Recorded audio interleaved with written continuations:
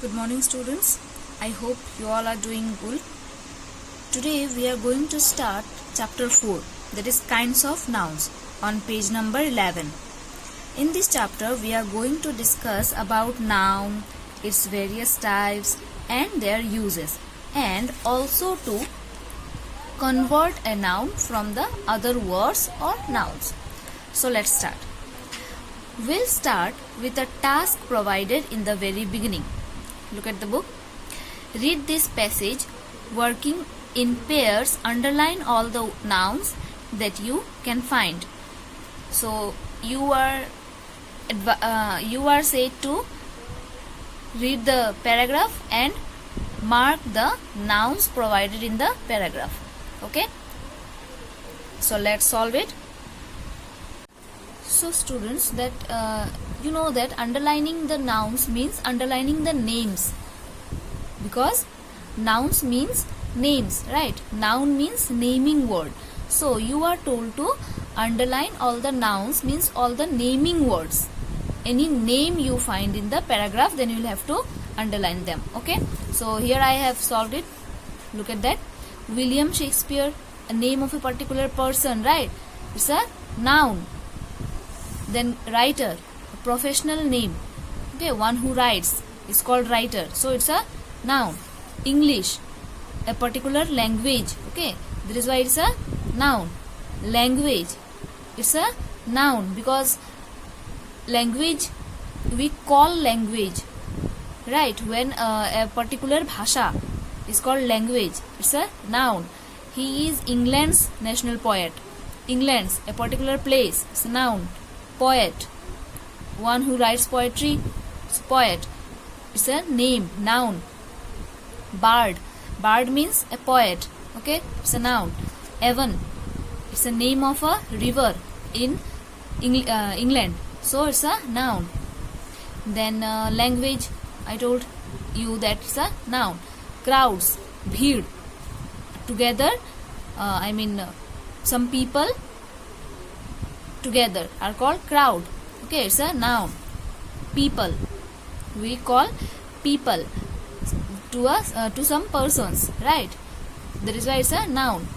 Place, natak. Okay, play. So it's a noun. Shakespeare, noun. Greatness, a quality. Okay, name of a quality. So it's a noun. Fame, noun. Okay, with, place, noun. Hamlet, it's a noun. A play written by William Shakespeare. Okay, that is why it's a noun. Romeo and Juliet, it's a noun. It's a name of a play. Okay, Romeo and Juliet. Which are among the most famous literary works of the world? World. The word world is noun. Okay, name of the world. World means earth, Prithvi, Dunya. Okay, so it's a noun. So by this you have understood that a noun, as you know, is the name of a person, animal, place or thing. Okay, we all know that there are 8 parts of speech. We have read earlier, right? There are 8 parts of speech, and among the 8 parts of speech, noun is the first part. Okay, noun is one of the 8 parts of speech. So noun means naming word. Noun means name. A name of a person, animal, place or thing. Any name of a person like Raj, Rita, Sita, whatever. Okay, any name of animal like dog, cat, lion, whatever. Place like Delhi, Silchar, Kolkata. Thing like books, table, pen. So these are called nouns. Okay, noun means naming word. Any name of a person, animal, place or thing is called noun. Okay, now we are going to discuss the classifications of noun. Noun can be classified under different heads. Like, we are going to discuss 4 kinds here in this chapter. Okay, and later on you will get more classifications of noun, but for now we are going to discuss 4 classifications of noun. There are, first one is proper noun, common noun, collective noun and abstract noun. Okay, so let's discuss one by one. First one is proper noun. The name of a particular person, place or thing is called a proper noun. What is a proper noun? The name of a particular person, place or thing. Okay, like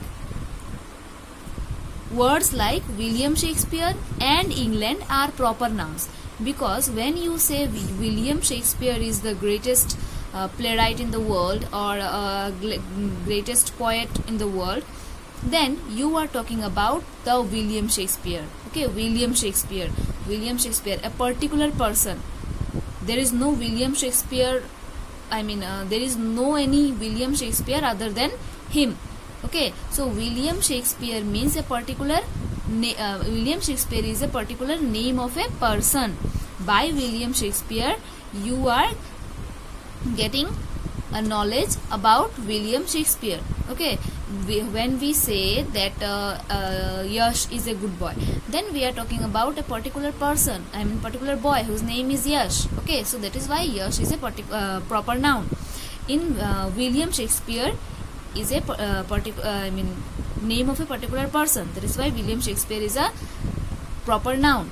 England, it's a name of a particular place, so it's a proper noun. In this paragraph we have also got Hamlet, Romeo and Juliet. Okay, these are Evan. Okay, these are called proper noun because these are the names of particular place and person.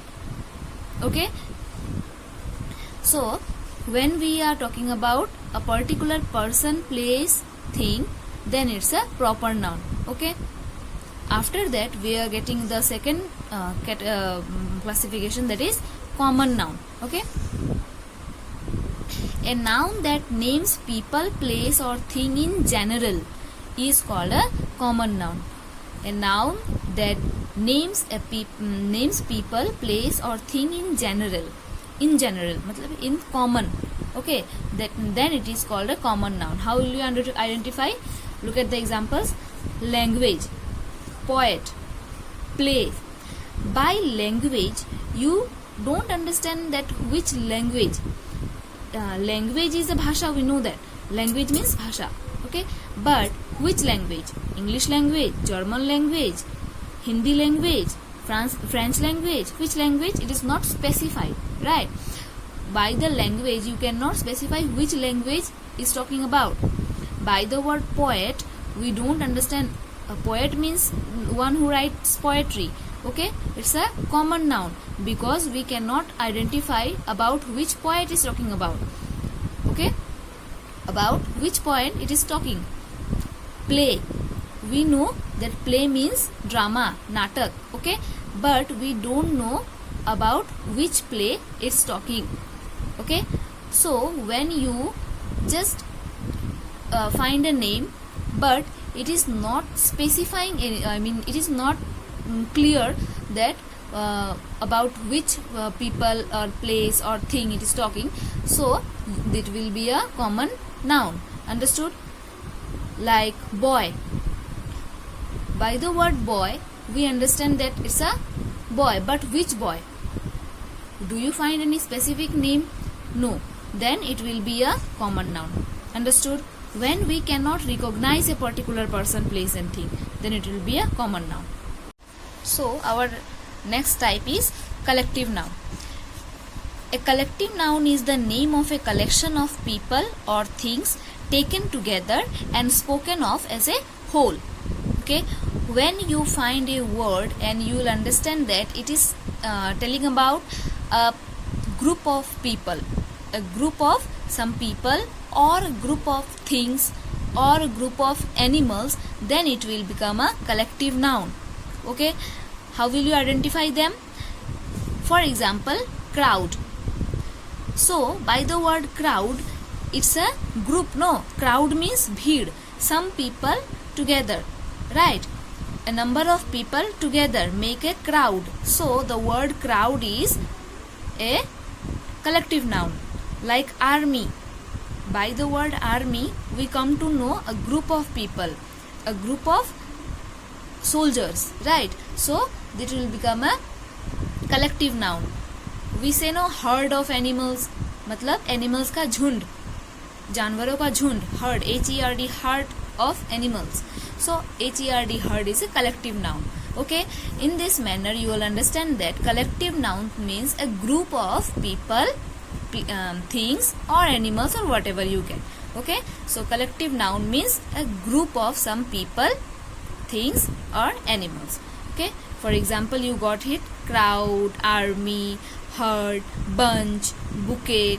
So these types of words which denote a group of some things or people or animals, then it will become a collective noun. Okay, so our next type is abstract noun. An abstract noun is the name of some quality, state or idea. A name of a quality. Okay, when you find a word which denotes a quality or state means state of being. Okay, like how it is, how the thing is, how the thing remains. And idea, any idea, name of a idea. Okay, then you will find then you will say it a abstract noun. An abstract noun. Words such as greatness and fame are abstract nouns. You will find that you cannot touch or see the things. When you cannot touch or see a quality, state of being or idea, right? When you find a name of a idea, quality or state of being, then it will be an abstract noun. We cannot touch or see abstract nouns. Okay, we can just feel it, we can just feel them, right? Like greatness, it's a quality, right? Fame, it's a state of being, it's an idea, it's a, you can say someone is famous, then it's a quality. Okay, fame. So these types of words which denote a quality, state of being or idea, then it will become an abstract noun. You can also get some examples like freedom, misery, sorrow, luxury. These types of words which can be felt but cannot be touched or seen. Okay, they are qualities, state of being or ideas, then they will become abstract noun. Okay, and now we are going to learn how can we form abstract nouns from other words or other nouns. Okay, so first one is abstract nouns can be formed from adjectives. Okay, from an adjective word we can form abstract noun. How? For example, bravery from brave, meekness from meek, equality from equal, hopefulness from hopeful.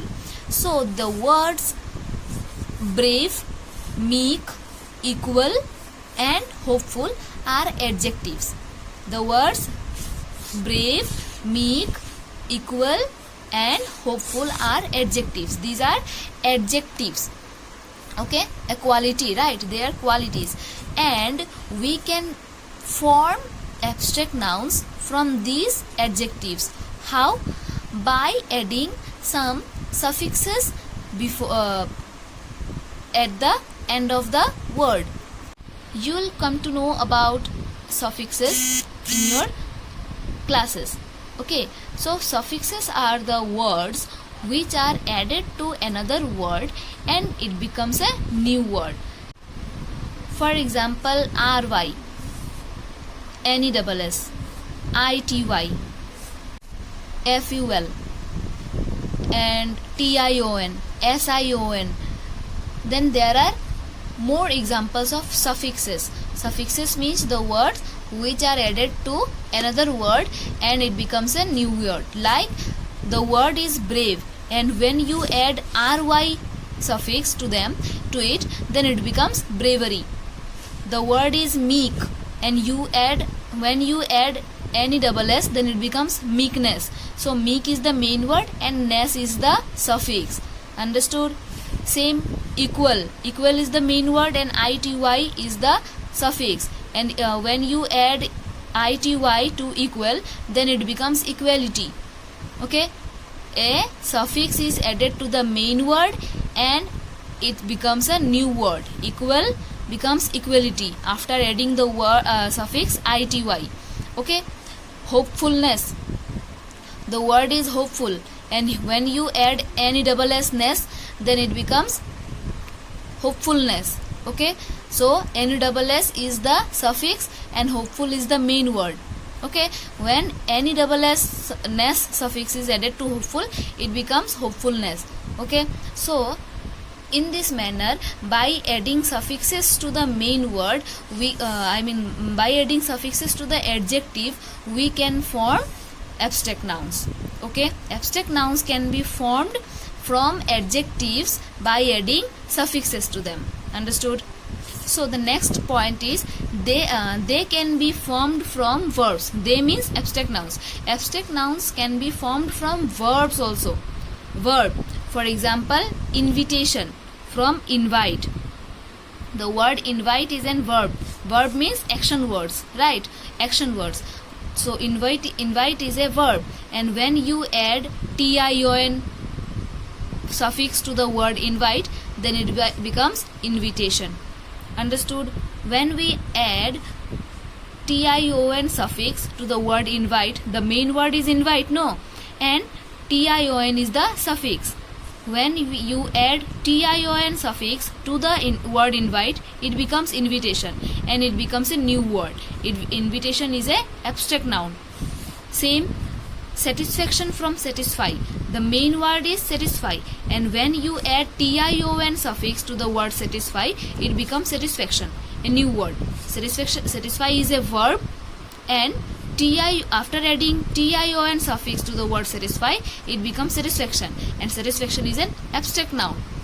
Satisfy is a verb, tion is a suffix, and satisfy plus tion becomes satisfaction, which is an abstract noun. Okay, don't get confused. Punishment from punish. The main word is punish. Punish is a verb.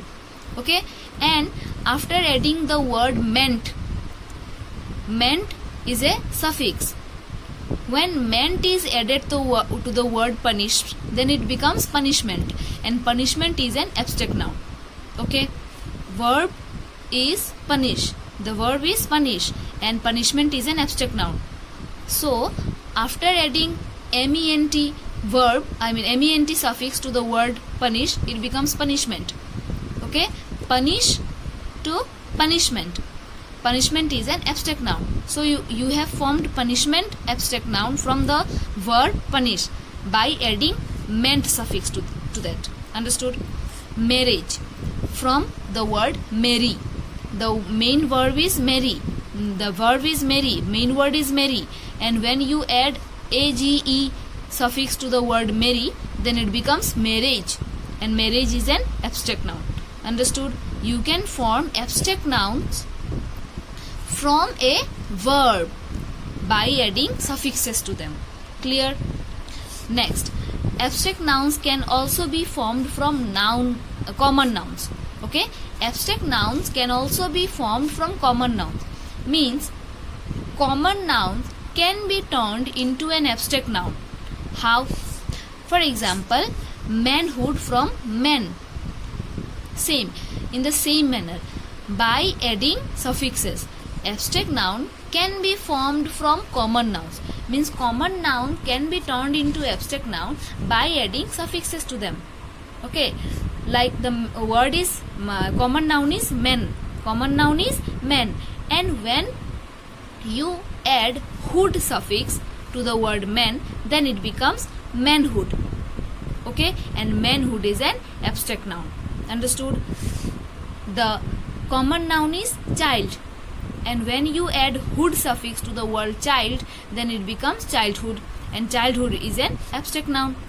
Same, the common noun is companion, and when you add ship is an suffix. When you add ship suffix to the word companion, then it becomes companionship, and companionship is an abstract noun. Okay, so you understood that abstract noun can also be formed from a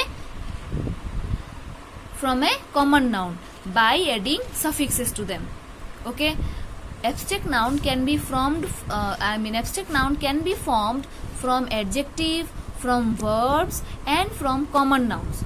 Okay, That means you can convert common nouns or a verb or an adjective to a abstract noun.